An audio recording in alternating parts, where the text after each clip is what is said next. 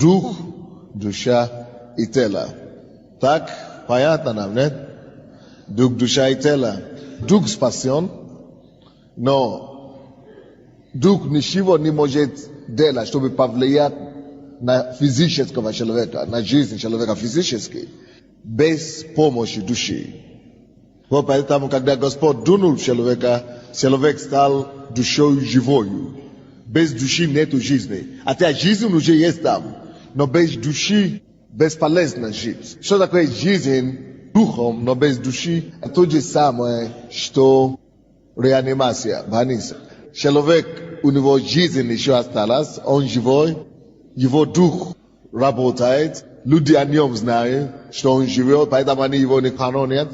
Но он не может говорить вам, как его зовут, не может мыслить, не может думать вообще, потому что душа отключена. Из-за того, что душа не действует, тело может быть еще сильнее, но мозг, который есть часть души, не дает инструкции телу.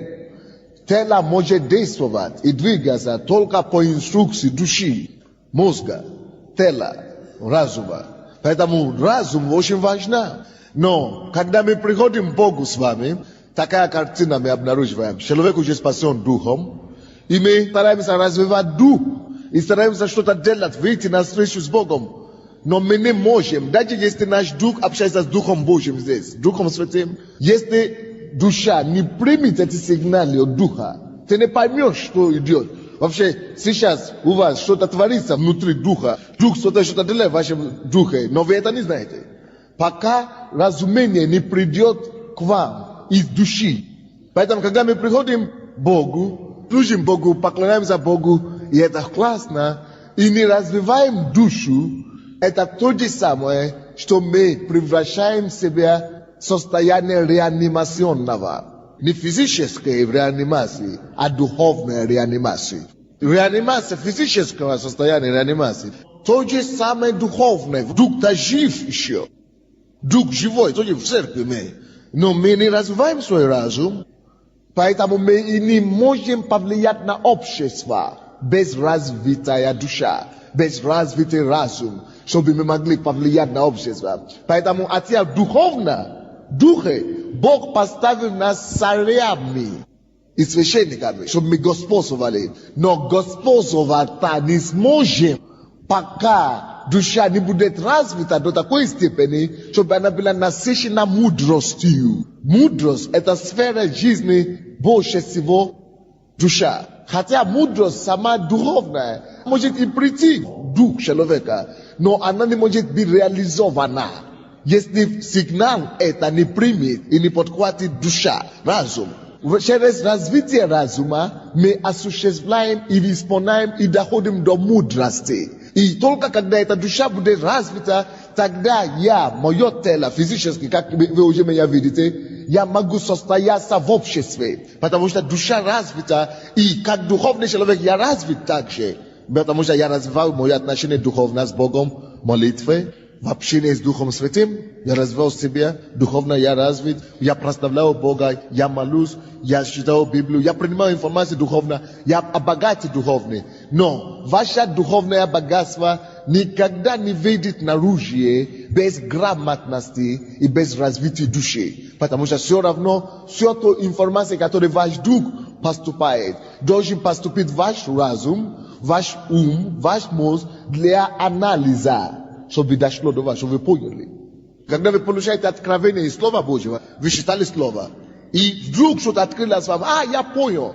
Вы внутри себя, ваш духовный человек, вы уже все поняли. Но потом, эта информация поступает в ваш разум, вы начинаете думать, размышлять над этим, анализируете. И потом утверждаете, подтверждение находите в Слове, подтверждение находите в том, что было у вас раньше, а потом вы это пишете или как-то запоминаете и думаете, как мне теперь это преподнести другим. Вы это разрабатываете в разуме уже. Если разум не будет разработан таким образом, то эта информация, это откровение, которое пришло к вам, никому не поможет. Потому что пока душа не разработает, Ana nismoje dezinformație musgu vașemu. It vașetela nismoje bisa despovana. Venismoje leka muskazat, venismoje paniat, venismoje vaše despovat. Поэтому мы не господствуем в этом мире, потому что мы не развивали душу. И это беда христианства. Мы приходим к Богу, мы думаем, что мы духовные уже, это уже самое главное, и откладываем душу в сторону. Не надо уже учиться, не надо уже ерунда.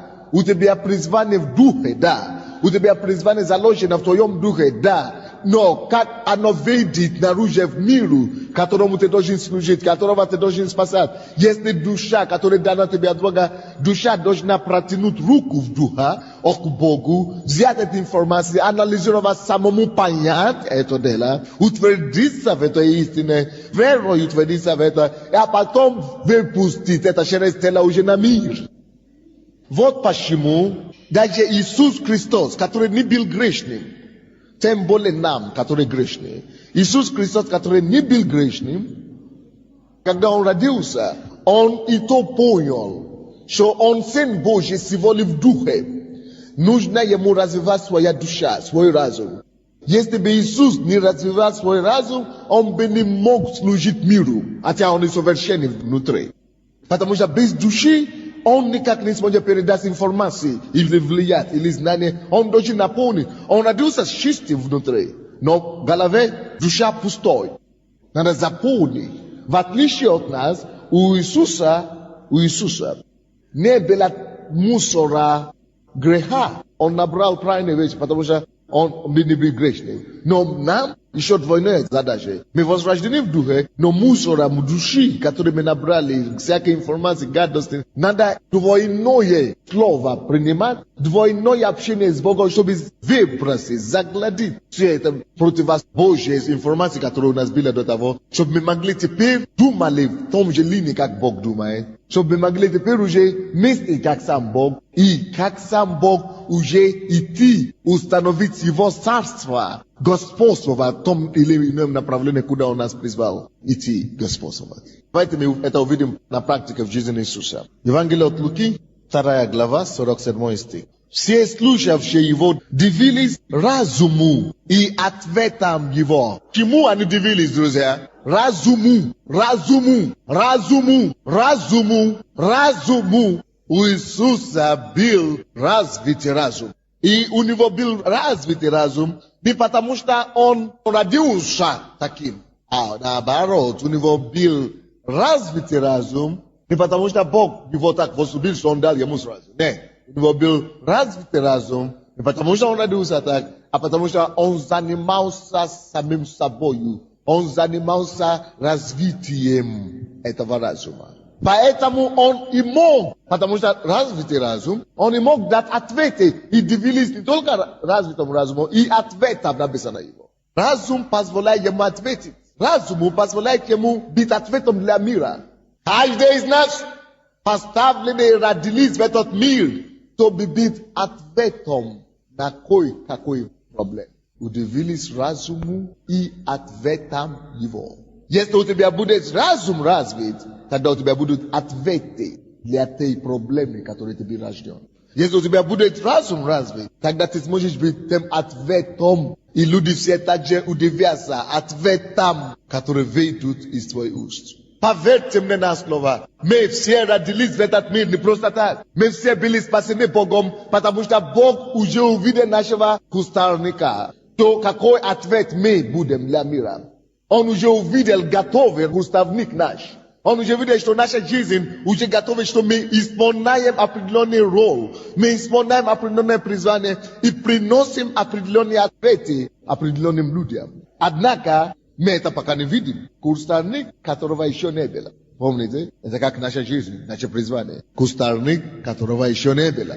Кустарник, которого не было, уже есть. Иисус и мы имеем это уже готовый кустарник. Перед Богом. Бог это видит. И Он ждет, чтобы мы дошло до него. Поэтому нужно было развивать разум наш, чтобы мы могли знать. Потому что пока вы будете в поиске знаний, вы будете наталкиваться на именно те знания, которые ступенькой будете играть к вашему ответу. И которые будут вводить вас той цели, которая у вас есть. Они удивились разуму и ответам его. Мы есть ответы для мира. Возьмите любые проблемы. вы меня огорчаете. Потому что если вы не найдете проблему, тогда вы не можете быть ответом. Почему мы родились ради проблем? Чтобы решать какие-то проблемы. Поэтому нам дан и дары какие-то определенные. Чтобы мы могли в этом проблеме, в этом даре, в этом направлении царствовать и господствовать. Допустим, Бог знает, что у людей есть проблемы в этом мире. Поэтому Он спас вас. Чтобы и показал вам такое чудо в своей семье. Что у вас нет проблемы больше в семье. Чтобы вы могли убедиться, увидеть и поверить Слову Божьему, когда вы будете считать, что на самом деле Бог может решать проблемы семейные. И потом Он начинает дать вам бремя об этом. Или до того начинает дать вам бремя об этом, чтобы вы могли понять, что вы призваны решать семейные проблемы. Это проблема семейная.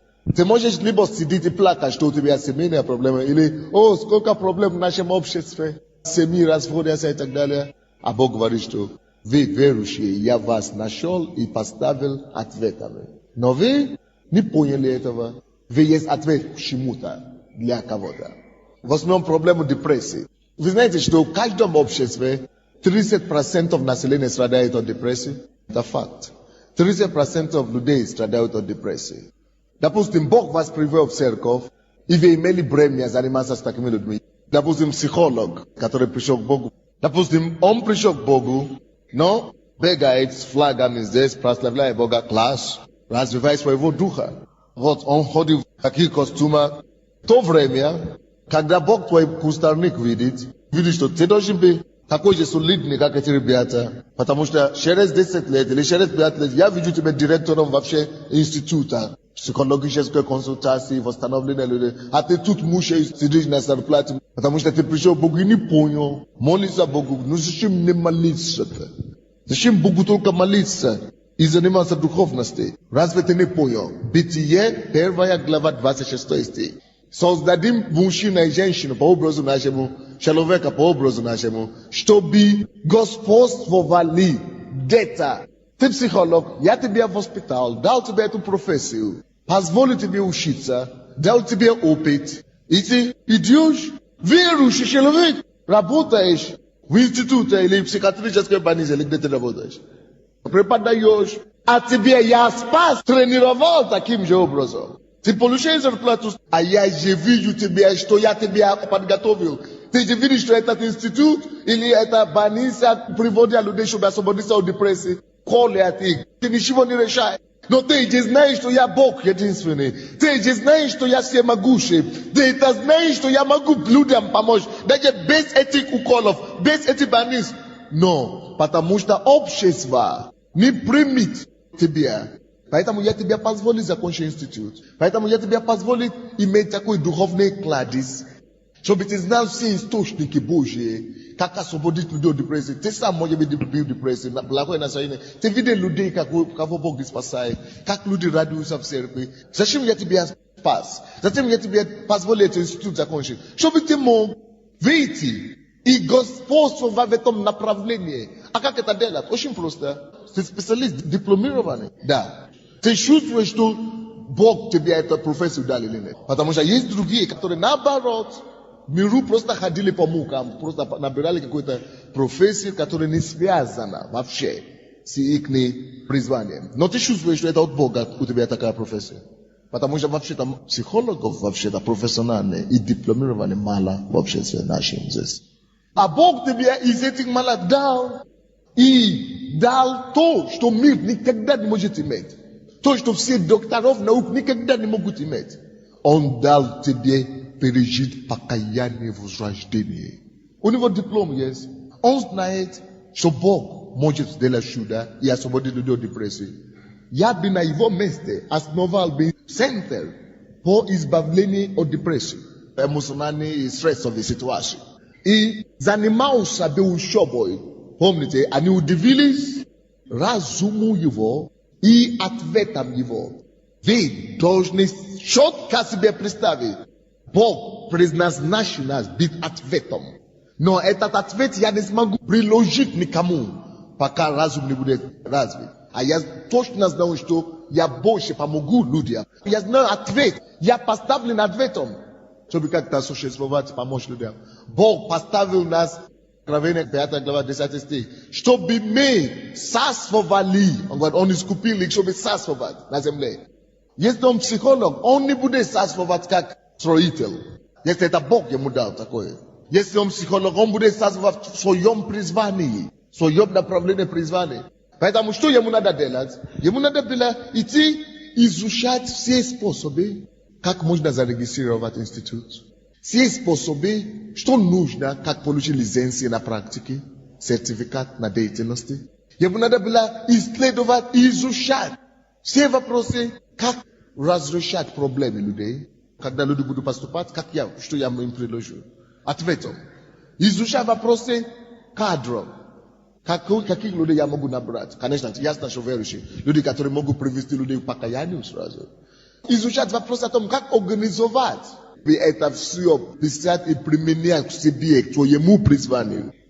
Что такое разум? Это изучать конкретно, исследовать и получить все возможные ответы, информации в данном вопросе. Все вопросы, которые могут тебя привести не к тому, чтобы одному помочь, привести к тому, чтобы сасвовать в обществе, чтобы иметь законное право утвердиться, и чтобы ты мог поняться и начинать сасвовать, что никто тебя не сможет остановить. Надо ответить, иметь на все эти вопросы и отвечать письменно на все это подготовить, как приложение конкретное, иметь ответы, как бизнес-план, иметь ответы на все пункты, на все.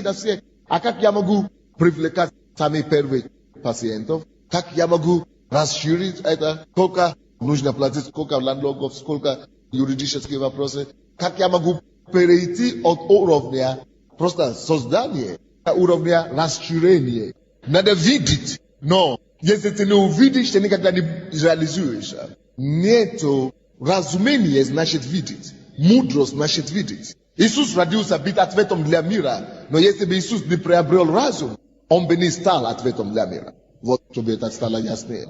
Вы рождены, чтобы быть ответом в каком-то направлении, чтобы быть спасителем мира, чтобы состояться где-то, чтобы кого-то избавить. Но если вы не приобретете разум, вы никогда не дойдете до этого. Вы будете ходить туда и бомжить, будете ходить сюда и нуждаться, и жить копейки, мучиться всю жизнь. В то время, когда Господь хочет, чтобы вы сасвовали. А потом вы будете думать, что это Бог виноват. Какой Бог виноват? Бог тебя уже поставил царем. Кустарник уже готов. Это речь не идет о нем только. Ты скажешь, что но ему хорошо. Он психолог. У него профессия есть. А я так, наркоман, ну куда? Все опыты, которые у вас были в жизни, все переживания, которые у вас были в жизни, может быть плохое воспитание в семье.